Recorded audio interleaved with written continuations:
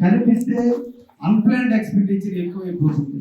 అంటే జోబులో డబ్బులు ఉన్నాయంటే కొనాలని కోరిక లేకపోయినా పోతూ పోతూ ఆ డిస్ప్లేలో కనిపిస్తే వెంటనే దాన్ని చూసినప్పుడు అది అందంగా ఉందంటే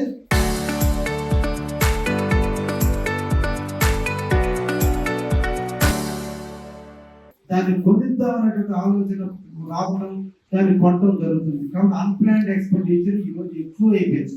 ప్లానింగ్ లో వెళ్ళా జోబులో డబ్బులు ఉందంటే అందుకని ఇప్పుడు కొత్తగా మాల్స్ వచ్చినాయి.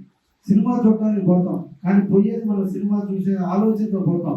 ఈ లోపల ఫస్ట్ ఫ్లోర్ సెకండ్ ఫ్లోర్ తిరుగుతా పోయే లోపల మన జోబులో డబ్బులన్నీ అయిపోతాయి. అక్కడ డిస్ప్లేలో కనిపించిన షర్టు, డిస్ప్లేలో కనిపించిన బ్లౌజ్, డిస్ప్లేస్ లో కనిపించిన డ్రెస్ లేదా శారీ కొనేస్తాం.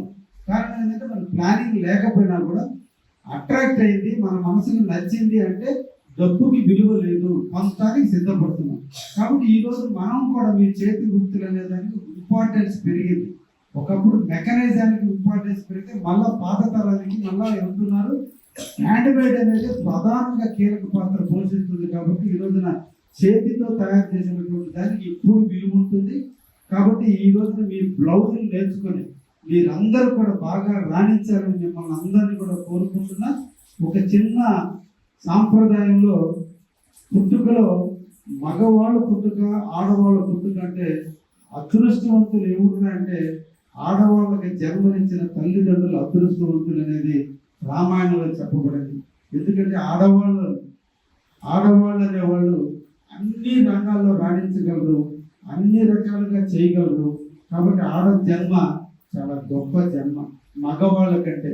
అందుకనే దశరథ మహారాజు సీతాదేవిని కన్యాదానం అన్నారు.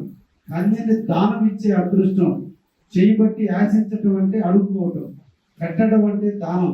ఆడపిల్లని పక్కింటికి పంపిస్తున్నామంటే దానం చేస్తున్నాం, దానం చేశాడు గొప్పవాడు అన్నాడు. అటువంటి ఆడపిల్లలందరికీ ఇటువంటి నైపుణ్యం వచ్చినందుకు మిమ్మల్ని ఇంకా ప్రయోజకులు చేయడానికి తాపత్రయపడుతున్న ప్రభుత్వానికి ధన్యవాదాలు తెలియజేస్తూ మీరందరూ కూడా అందరికీ ఆదర్శంగా ఉండే విధంగా మీరు ఎదగాలని, మీరు ఎదిగి 10 మందికి అందించాలని మనసారా కోరుకుంటూ